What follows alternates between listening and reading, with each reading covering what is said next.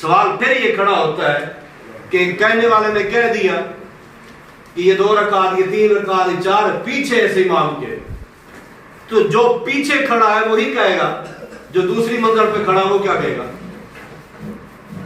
ہاں جی، یہ بھی ایک سوال ہے، سوال کیا جا سکتا ہے۔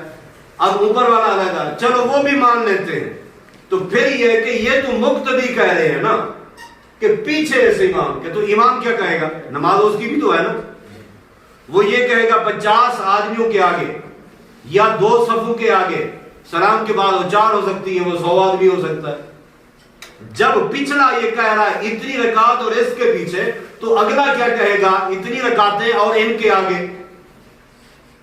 امام کی نیت کیا ہوگی؟ اگر یہ الفاظ پڑھنے ہیں تو پھر اس کی نیت کیا ہوگی؟ یہ سوال بنتے ہیں نا۔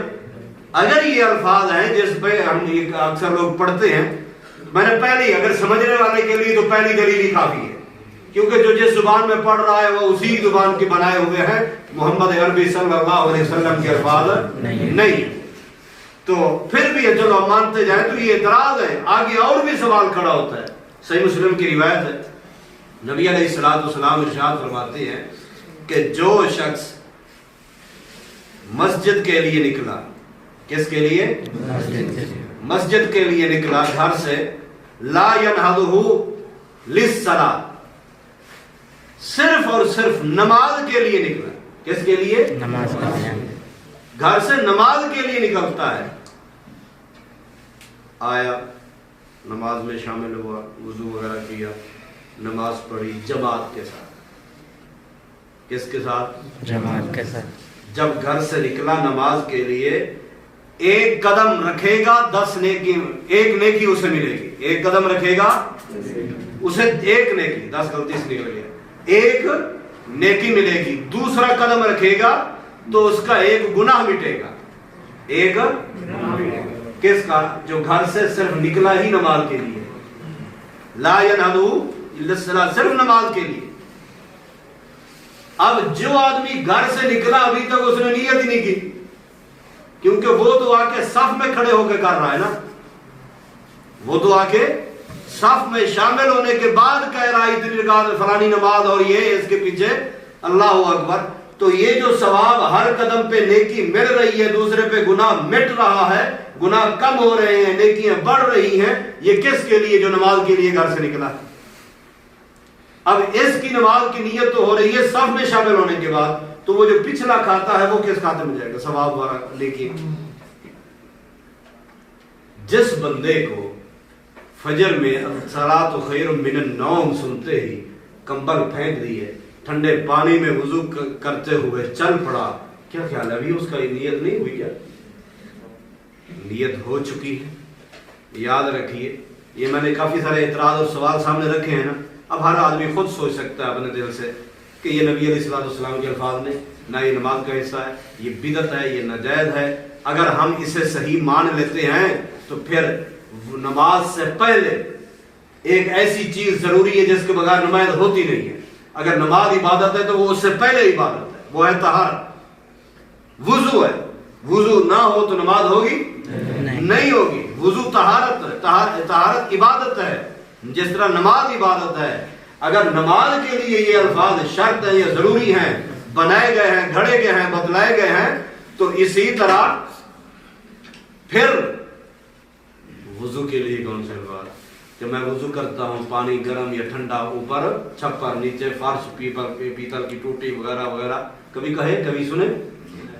اگر وضو ہمارا دل کے ارادے سے، جو گھر سے اٹھے ہیں، واش روم گئے ہیں، وضو خانے پہ گئے ہیں، مسجد میں یا گھر میں، وہی دل سے جو پروگرام بنا ہے اسی پروگرام پر عمل کرتے ہوئے وضو بھی ہوا، مسجد میں بھی آ گئے، سب میں بھی شامل ہو گئے، وضو ہمارا اگر بغیر زبان سے الفاظ ادا کیے ہو گیا تو پھر ہماری نماز بھی بغیر زبان سے ادا کیے ہو جاتی ہے۔ ورنہ وضو کے لیے پھر زبان سے ادائیگی، اس کے بھی الفاظ پھر اپنی زبانوں میں۔ اچھا، ایک اور سوال ہے سب ساتھیوں سے، جب کمبل میں پہنچ جائے نا سونے سے پہلے خود اپنے آپ سے پوچھنا اور اپنے آپ کو ہی جواب دینا۔ دو عمرہ اور اپنا حج کے حوالے سے میں کہہ چکا ہوں، وہ اقرار ہے، اس کی نیت ارادہ پہلے سے ہو چکا ہے۔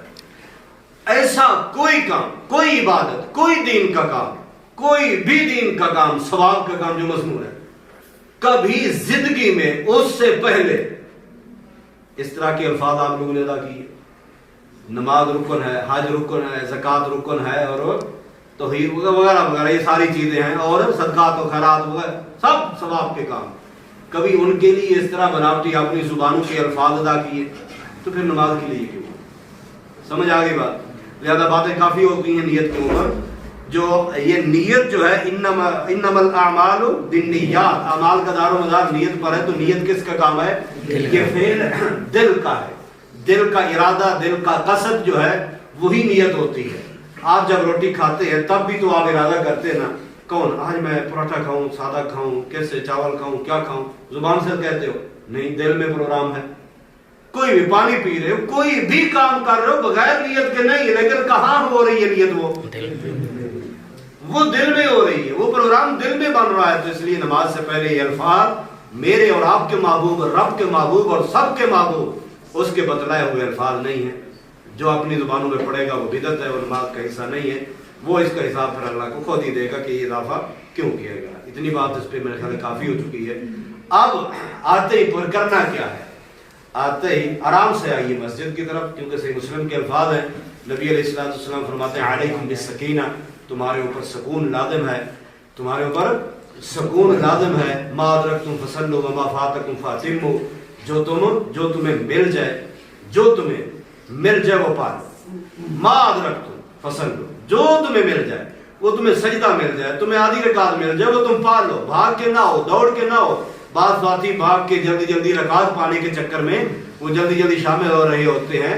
کچھ کی یہ حالت ہوتی ہے، کچھ کی یہ حالت ہوتی ہے جا کے کھڑے رہیں گے کیونکہ امام اب سجدے میں ہے، کھڑا ہوگا تو تب ساتھ شامل ہوں گے. یہ دونوں کام غلط ہے، یہ دونوں کام غلط ہے. ایک بھاگ کر نہیں ملنا، آرام سے جس طبیعت سے جس عادت سے جا رہے ہو جا کے شامل ہو جاؤ. جو بھی تمہیں ملے سکون سے پڑھو، جو رہ جائے ما ادرکتم فصلوا وما فاتکم فاتموا، جو تمہارا فوت ہو جائے، رہ جائے، وہ بعد میں تمام کر لو، مکمل کر لو.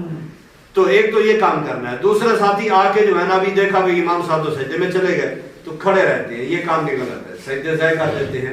یہ بھی صحیح مسلم میں حدیث موجود ہے، صحیح مسلم میں حدیث موجود ہے. سجدے کی اہمیت پر صرف ایک حدیث سنا دیتا ہوں تاکہ آپ کو احساس ہو کہ یہ جو ہم سجدے ضائع کر دیتے ہیں یہ کتنا ہم بڑا گناہ کرتے ہیں. یہ گناہ نہیں بلکہ یہ کتنے بڑے ثواب سے ہم محروم ہو جاتے ہیں. اور اس حدیث کی بھی مخالفت ہے. آئے نماز کے لیے ہو، وضو نماز کے لیے کیا، بستر چھوڑے، گھر چھوڑا، یہاں آ کے کھڑے کیوں ہو؟ جماعت کے لیے آئے ہو تو جماعت میں امام جہاں ہے شامل ہو جاؤ. شامل کیسے ہونا ہے؟ بس صرف اللہ اکبر کہہ کے جس پوزیشن میں امام ہے اسی پوزیشن میں آپ شامل ہو جاؤ. سجدے میں سجدہ بھی ضائع نہ کرو. صحیح مسلم کی حدیث، صحابی کا نام ہے ربیہ بن کعب رضی اللہ تعالی عنہ. ایک دن محبوب کائنات سے، پیارو توجہ کیجیے گا، محبوب کائنات سے کہتے، بلکہ خدمت کرتے کرتے نا دیکھتے، کبھی سیدنا انس خدمت کر رہے ہیں، کبھی سیدنا جو ہے نا عبداللہ مغیرہ بن شعبہ رضی اللہ تعالی عنہ یہ خدمت کر رہے ہیں، مختلف صحابی. تو دن کو موقع نہیں مل رہا، خود پروگرام بنا لیا کہ رات کو ٹائم پر آ جاؤں گا، رات کو اور کوئی نہیں تو میں خدمت کروں گا. اب رات کو اپنے اوپر لازم کر دیا، آ کے دروازے پر بیٹھ جاتے. کبھی بھی تو نبی مکرم صلی اللہ علیہ وسلم باہر نکلیں گے، لوٹا ضرورت، لاٹھی ضرورت، کچھ بھی تو میں دوں گا، خدمت کروں گا. کئی دن ہو گئے نبی علیہ الصلوۃ والسلام نہیں نکلے. ایک دن آپ صلی اللہ علیہ وسلم حاجت کے لیے جب باہر نکلے، دیکھا دروازے پہ بیٹھے ہیں سیدنا ربیہ بن کعب رضی اللہ تعالیٰ. تو محبوب نے پوچھا، ہے ربیہ تو یہاں کیسے؟ محبوب آپ تو آج ہیں، میں تو روزانہ محبت، جس کو سچی محبت ہو نا نبی علیہ السلام سے، ان کو بستروں پر سکون نہیں آتا. گھر بستر چھوڑ دیے، بچے چھوڑ دیے، یہاں دروازے پہ بیٹھے. خیر آپ صلی اللہ علیہ وسلم حاجت کر کے آئے تو بیٹھ کے فرمایا، اے ربیہ، ظاہر ایک شاگرد اتنا بڑا کام کر دے تو پھر خوشی کتنا ہوگی. آپ نے فرمایا کہ اب جو تیرا دل چاہتا ہے مانگ، میرے پاس ہے کچھ نہیں، پر میں اپنے رب سے تجھے منوا کے دوں گا. سوال کر، ہم جیسے کوئی بے صبرے ہوتے تو کوئی نہ کوئی گاڑی مانگ لیتے، گھر مانگ لیتے، کچھ بھی کر لیتے. کہنے لگے محبوب تھوڑا میں سوچنے بیٹھ کے کیا مانگو؟ جنت जन्नत मिल जाए जिसके लिए मैं अपने बिस्तर छोड़ के, बीवी बच्चे छोड़ के यहाँ दरवाजे पे बैठा हूँ, वो मुझे न मिले, वो कहीं और हूँ, मैं कहीं और किसी और कोने में हूँ, मुझे ऐसी जन्नत नहीं चाहिए। महबूब जी सोच लिया, सवाल करो सवाल। इन्नी अस्अल बिमुराफकतिक फिल जन्नह, मुझे जन्नत में आप चाहिए। ये मेरा ऐसी चीज मांगो कि जन्नत ऑटोमेटिक मिले। जन्नत से भी अफजल चीज क्या मांगी? मुझे आप चाहिए, जहां आप होंगे। मैं अब यहां भी सब कुछ छोड़ के आपके लिए, तो जन्नत तो मुझे मिल जाए, लेकिन जन्नत में आपका मकाम कहीं और। आप अंबिया की सफू में, उनकी लिस्टों में, उनके वो उस बुलाक में हूं, मैं किसी और बुलाक में हूं, तो फिर मुझे नहीं, मुझे जन्नत में आपकी संगत, सोबत, कुर्बत चाहिए, पड़ोस चाहिए। आपने फरमाया रबिया सवाल तूने बड़ा मुश्किल कर दिया। चलो ठीक, और सवाल, दूसरी ऑफर। सुभान अल्लाह, यकीन जानिए कैसी ईमान की बातें होती हैं। अब दूसरी बार ऑफर की कि और सवाल, सोचने लग गया। सोच सोच के कहते जी महबूब, ये जो मैंने सवाल किया है ना, इससे बढ़ के और मुझे कोई दूसरा सवाल मिल ही नहीं रहा। दूसरी बार भी मुझे मेरा वही पहला सवाल है। नबूवत की जुबान से दूसरी ऑफर मिली, लेकिन फरमाया नहीं, मेरा वही पहला ही सवाल है।